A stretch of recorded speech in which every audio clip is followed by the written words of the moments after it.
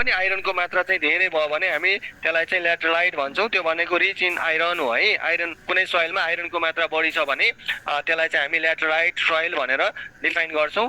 त्यो ल्याटराइट सोइलभित्र चाहिँ जस्तो रेड क्ले भन्छौँ नि हामी, रेड क्ले टाइपको चाहिँ सोइलहरू छ भने त्यसमा आइरनको कन्टेन्ट बढी, रेड क्ले आइरन मिक्स भएको छ भने त्यसलाई चाहिँ हामी ल्याटराइट भनेर डिफाइन गर्छौँ है त। ओके, कुरा बुझ्नुभयो है।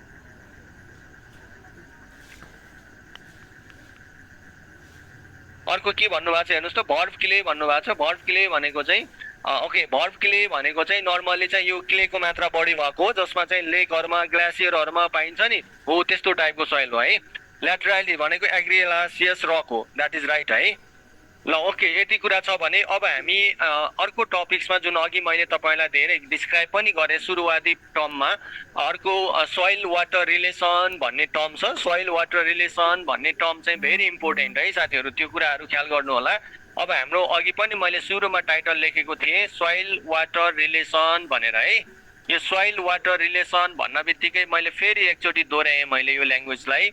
यो टपिक्समा हामी के पढ्छौँ भन्दा कुनै पनि सोइलमा, यो टपिक्समा हामीले के पढ्छौँ भन्दा कुनै पनि सोइलमा है, कुनै पनि सोइलमा वाटरको प्रेजेन्सको कारणले गर्दा त्यो सोइलको प्रोपर्टिजमा के चेन्ज आउँछ हो, सोइलको प्रोपर्टिजमा आउन सक्ने चेन्जेसको बारेमा स्टडी गर्ने टपिक्स भनेको सोइल वाटर रिलेसन।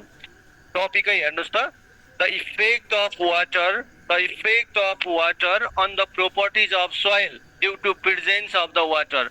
वाटरको प्रेजेन्सको कारणले गर्दा कहिलेकाहीँ सोइल लिक्विड फर्ममा होला, कहिलेकाहीँ सोइल चाहिँ के हुन सक्छ भन्दाखेरि हार्ड हुन सक्छ, कहिलेकाहीँ सोइल सफ्ट हुन सक्छ हो। त्यो प्रोपर्टिजको बारेमा स्टडी गर्ने टपिक्स भनेको सोइल वाटर रिलेसन हो।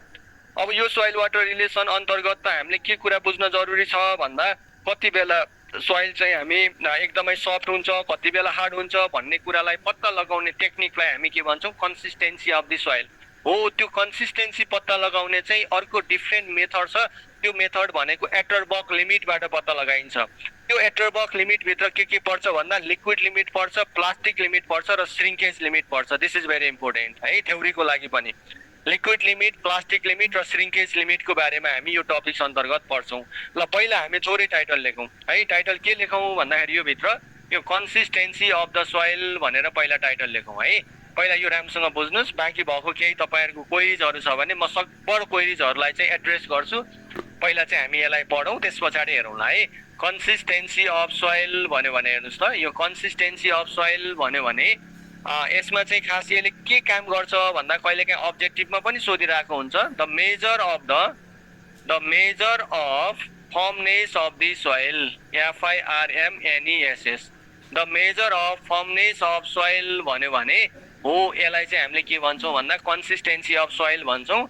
यो सोइल भन्न बित्तिकै हामीले कोहेसिभ सोइल है, यो चाहिँ हामी कोहेसिभ सोइल भनेर है, नर्मली चाहिँ क्ले टाइपको सोइलमा बढी हेर्छौँ यो। So measure of firmness of the soil भनेर त पढ्यौँ। यो फर्मनेस भने के हो भन्ने कुरा हेर्नुहोस् त, फर्मनेस भनेको के रहेछ भन्ने कुरा हेर्नुहोस् है। Firmness means whether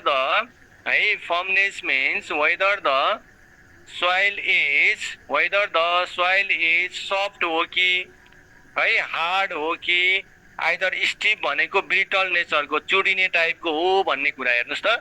the measure of firmness of soil भन्यो भने चाहिँ कन्सिस्टेन्सी अफ सोइल हो। अब त्यो कन्सिस्टेन्सी अफ सोइल भित्रको फर्मनेस भने के हो भन्दा सोइल सफ्ट छ कि हार्ड छ कि स्टिफ छ भन्ने कुरा चाहिँ स्टडी गर्ने हो है।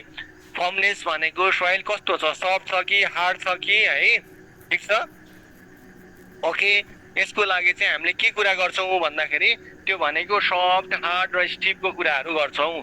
अब यिनै कुराहरूलाई हामी कसरी पत्ता लगाउँछौँ त साथीहरू भन्दाखेरि consistency of soil can be determined by भन्यो भने हेर्नुहोस् त, क्यान बी डिटरमाइन्ड बाई। यसलाई कसरी डिटरमाइन गर्छौँ भन्दाखेरि यो एटरबर्ग भन्ने व्यक्तिले दिएको लिमिटहरू छ है। एटरबर्ग ATTRBERG एटरबर्ग लिमिटबाट हामीले पत्ता लगाउँछौँ है। एटरबर्ग लिमिटबाट पत्ता लगाउँछौँ है त, बुझ्नुभयो। एटरबर्ग लिमिट भनेर यो अब्जेक्टिभमा सोध्न मिल्ने क्वेसन हो। Consistency of soil can be determined by भन्यो भने एटरबर्ग लिमिट भनेर टिक लगाउनु होला है त। अब त्यसो भने एटरबर्ग लिमिट कन्सिस्ट अफ भन्यो भने के पर्छ भन्नुहोस् त यसमा। ल साथीहरू लेख्नुहोस् त च्याट बक्समा, एटरबर्ग लिमिट भित्र के पर्छ भन्दा एटरबर्ग लिमिट कन्सिस्ट अफ भन्यो भने ल हेरौँ त के लेख्नु भयो। एटरबर्ग लिमिट कन्सिस्ट अफ भन्यो भने के रहेछ भन्दा है यसमा चाहिँ एटरबर्ग लिमिट कन्सिस्ट अफ भन्यो भने एकमा चाहिँ हामी liquid limit, first one is the liquid limit है, second one is the plastic limit, second one is the plastic limit बुझ्नु भएको छ। थर्ड वान भनेको हेर्नुहोस् त अर्को भनेको त हामीले श्रिङ्केज लिमिट भनेर है, यो चाहिँ श्रिङ्केज लिमिट भनेर, ठिक छ। यहाँ क्लियर हुनुहोस् है पहिला यो तीनटा कुरा है, लिक्विड लिमिट, प्लास्टिक लिमिट र श्रिङ्केज लिमिट है त। अघि एकजना साथीले मैले झट्ट हेर्दाखेरि त्यहाँ कोहेसिभ सोइलमा मात्रै कन्सिस्टेन्सी हुन्छ सर भन्न सोध्नु भएको थियो कि जस्तो लाग्यो। हो, यो जुन यो लिक्विड लिमिट, प्लास्टिक लिमिट र श्रिङ्केज लिमिट भन्ने कुरा फाइन ग्रेन सोइलमा मात्रै पोसिबल हुन्छ, एक्जिस्ट हुन्छ। त्यो भने कोहेसिभ सोइलमा मात्रै एक्जिस्ट हुन्छ है, कोहेजनलेस सोइलमा चाहिँ यो प्रायः जस्तो चाहिँ एक्जिस्ट हुँदैन। ओके, क्लियर भयो सबैजनालाई? हो, भनेपछि हामीलाई कन्सिस्टेन्सी भने के रहेछ अनि त्यो भित्र फर्मनेस भने के रहेछ होइन, कसरी डिटरमाइन गरिन्छ र त्यो डिटरमाइन भित्र के लिमिटहरू पर्छ भन्न सोध्यो भने यति कुरा चाहिँ हामी लिस्ट आउट गऱ्यौँ है, यति कुरा चाहिँ लिस्ट आउट गऱ्यौँ भने अब